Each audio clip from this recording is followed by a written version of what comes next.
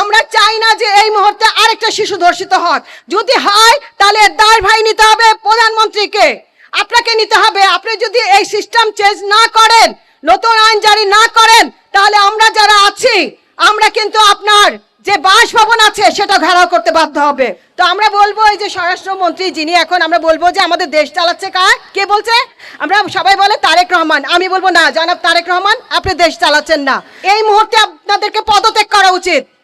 শুধু পদ নিয়ে বসে থাকবেন এবং দেশের জনগণের ঘামের টাকা উপার্জন করা আপনাদের মন্ত্রিসভায় আপনারা এগুলো পাবেন, তা কিন্তু চলবে না।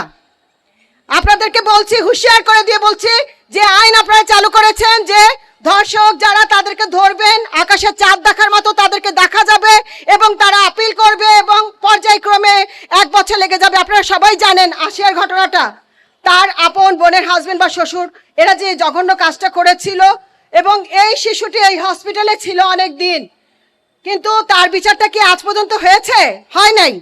হয়নি বলেই এই নরপিচাসগুলো বারবার মাথা চাড়া দিয়ে ওঠে। আমরা তাদের ঘাড় মুচকে দিয়ে ফেলবো এবং বলবো যে আইন আপনারা করেছেন, যে সংবিধান নিয়ে দেশ চালাচ্ছেন 53টা বছর ধরে, এই সংবিধানের ভেতর থেকে বেরিয়ে আসুন। জনগণের সরকারের জনমতের দেশ চাই এবং সংবিধানটা যেন জনমতের হয়, সেই সংবিধানের ধারায় আমরা আমাদের দেশকে দেখতে চাই। আমরা চাই না যে এই মুহূর্তে আরেকটা শিশু ধর্ষিত হোক। যদি হয় তাহলে দায়ভার নিতে হবে প্রধানমন্ত্রীকে, আপনাকে নিতে হবে। আপনি যদি এই সিস্টেম চেঞ্জ না করেন, নতুন আইন জারি না করেন, তাহলে আমরা যারা আছি আমরা কিন্তু আপনার যে বাসভবন আছে সেটা ঘেরাও করতে বাধ্য হবে ইনশাআল্লাহ। ইনকিলাব জিন্দাবাদ, নারী শক্তি জিন্দাবাদ। 24-এর গণঅভ্যুত্থানের পর আমরা ভেবেছিলাম যে এ থেকে তো বোধহয় রক্ষা পাওয়া যাবে, তবে আমরা দেখছি রক্ষা পাওয়া তো দূরের কথা, যে শিশুগুলো ফেরেশতা বলা যায়, তারা ভালো মন্দ কিছু বোঝে না, সেই শিশুদেরকেও ছাড়ছে না। এমন নরপিচাস হয়ে যাচ্ছে তারা ভুলে যাচ্ছে যে তাদের ঘরেও মা বোন কিংবা তাদের স্ত্রী আছে, কন্যা আছে। তারা কেন ভুলে যায় এগুলো কথা? তারা ভুলে যায় তাদের যে মনুষ্যত্ব হারিয়ে ফেলছে তারা দিন দিন। এটার একমাত্র কারণ হচ্ছে বর্তমান যে আইন, সে আইনের পরিপ্রেক্ষিতে তারা এই দুঃসাহসিকতা পাচ্ছে বলেই প্রতিনিয়ত আমরা একটার জন্য বিক্ষোভ করছি এক জায়গায়, আরেক জায়গায় দেখছি যে আরেকটা ধর্ষণ হয়ে যাচ্ছে।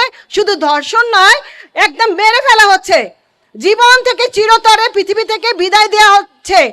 এইটার অধিকার তাদেরকে কে দিয়েছে? বলা হচ্ছে মাদকাসক্ত হয়ে বিভিন্ন, তাহলে এই মাদকগুলো কারা করছে আমাদের দেশে নিয়ে আসতেছে? কেন তারা এই মাদকাসক্ত হয়ে ভুলে যাচ্ছে এই কোমলবতী শিশুরা, যাদের খেলার বয়স, যারা এখনো ভালো মন্দ বোঝে না, তাদেরকে কেন ধর্ষণ করবে? এতটা কেন নরপিচাস হয়ে যাচ্ছে? তো আমরা বলবো এই যে স্বরাষ্ট্রমন্ত্রী যিনি এখন আমরা বলবো যে আমাদের দেশ চালাচ্ছে কে বলছে?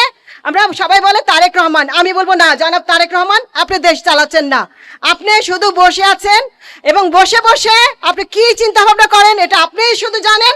আমরা আপনার কাছে প্রশ্ন করতে চাচ্ছি, এত চিন্তা করার ভেতর থেকে আপনি বেরিয়ে আসুন এবং আপনার দেশে আপনার যে যাদেরকে মন্ত্রী বিভিন্ন জায়গায় রেখেছেন, বিশেষ করে স্বরাষ্ট্রমন্ত্রী এবং নারী এবং শিশু মন্ত্রণালয় আছেন ডক্টর জাহিদ সাহেব, উনি কি করছেন? আমার প্রশ্নটা রয়ে গেল।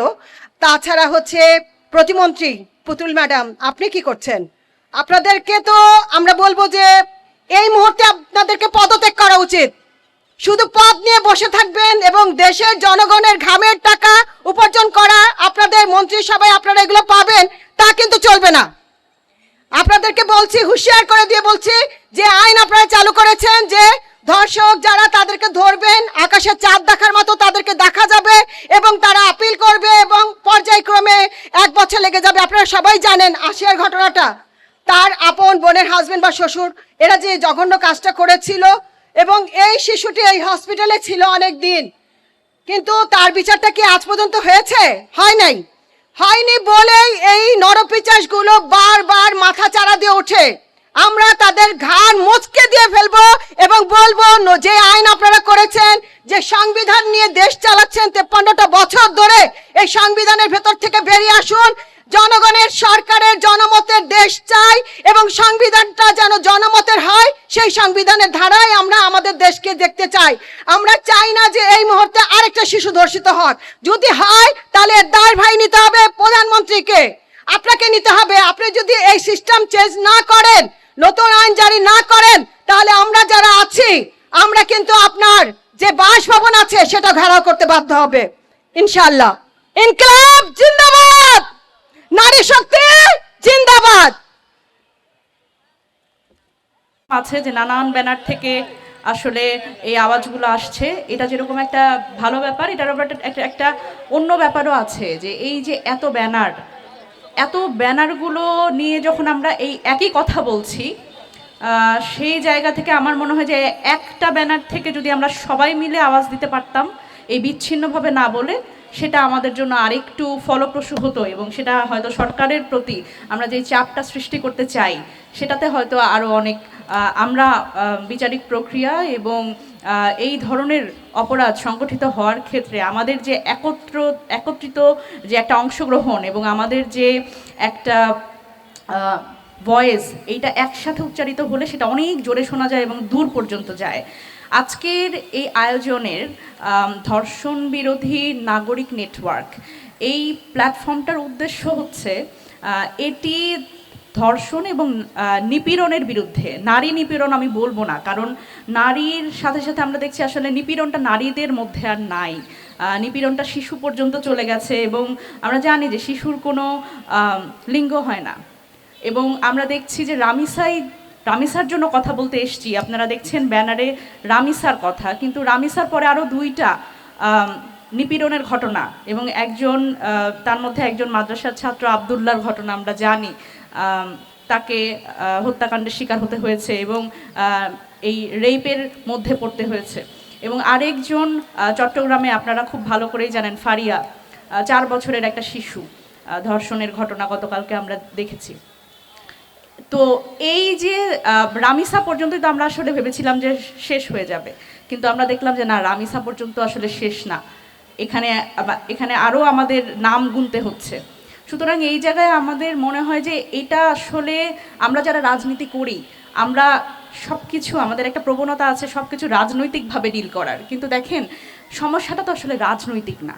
আমরা রাজনৈতিক সমস্যা রাজনৈতিকভাবে আমরা ডিল করতে পারি, কিন্তু সামাজিক সমস্যা যেখানে কোনো দল নাই, মত নাই, সবাই আমরা একসাথে এক কথা বলছি যে আমরা আমাদের নিরাপত্তা চাই, আমরা নাগরিক নিরাপত্তা চাই। সুতরাং এই যে নাগরিক নিরাপত্তা চাওয়ার জায়গাটা, এটার আসলে একটা প্ল্যাটফর্মে আমরা যদি বিভিন্ন দল মতের মানুষকে একসাথে করতে পারি, সেইখানে আমার মনে হয় যে সেই আওয়াজটা যেরকম আমরা অনেক দূর পর্যন্ত পৌঁছাতে চাই, এবং আমরা আসলে চাই না যে এই জায়গাটা দীর্ঘায়িত করতে, কারণ আমরা চাই যে ধর্ষণ বিরোধী নাগরিক নেটওয়ার্কের প্রোগ্রামটা, মানে এরকম প্রতিবাদী বিক্ষোভ সমাবেশ, মানে কোনো একটা ঘটনা ঘটার পরে বিক্ষোভ করা, এটা আজকেই শেষ হয়ে যাক, আমরা এটা আর চাই না।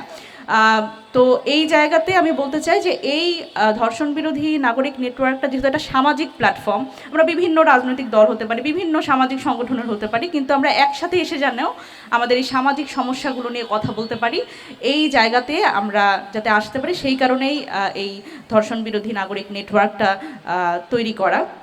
এবং এটার কিন্তু আসলে উদ্যোক্তা আপনারা অনেকেই জানতে চাচ্ছেন যে এটার উদ্যোক্তাকে, এটার উদ্যোক্তা আসলে আমরা সবাই, আপনারা এখানে যারা আছেন সবাই এটার উদ্যোক্তা, কিন্তু একজনের তো আসলে ইনিশিয়েটিভটা নিতে হয়, সেটা হয়তো আমি নিয়েছি। এবং এখানে এটা জরুরি না আমার রাজনৈতিক পরিচয় কি, এখানে আমার পেছনে যারা বসে আছেন সম্মানিত অতিথি এবং যারা পথে আছেন, যারা আসছেন এখানে যুক্ত হতে, তাদেরও রাজনৈতিক পরিচয় মুখ্য না, তাদের সবচেয়ে বড় পরিচয় হচ্ছে আমরা এই নিপীড়নের বিরুদ্ধে আওয়াজ তুলব এবং এই আওয়াজটা জারি রাখা দরকার। এবং আমি মনে করি যে সরকারের পক্ষ থেকে অনেক কিছুই করা হচ্ছে, কিন্তু যেটা করা হচ্ছে না যে সামাজিকভাবে জিনিসটাকে ডিল করা। সরকারের জায়গা থেকে সরকার সেটা করার একটা দাবি আমরা করব, এবং আমাদের জায়গা থেকে আমরা প্রত্যেকে হয়তো এই ধর্ষণ বিরোধী নাগরিক নেটওয়ার্কের মাধ্যমে আমরা সামাজিকভাবে সামাজিক সচেতনতামূলক কর্মসূচি হোক, বিভিন্নভাবে আমরা আসলে সারা বাংলাদেশে এই যে সামাজিক সমস্যা, সামাজিক ব্যাধি হয়েছে, এইটার বিরুদ্ধে আমরা হয়তো কথা বলবার একটা সুযোগ পাবো। আমার যেহেতু আরও একবার কথা বলতে হবে এই শেষ সময় এই প্রোগ্রামের, তো আমি আর দীর্ঘায়িত করব না, আমাদের সম্মানিত অতিথিদের কথায় চলে যাব। আপনারা এখানে উপস্থিত হয়েছেন সবাই, আজকে সারা ঢাকা শহরে অনেকগুলো প্রতিবাদ সমাবেশ, আপনাদের সকলকে অসংখ্য ধন্যবাদ এবং এই আলোচনা শুনবার আমন্ত্রণ জানিয়ে আমি আমার বক্তব্য শেষ করছি এখানে। সকলকে অসংখ্য ধন্যবাদ। আসসালামু আলাইকুম।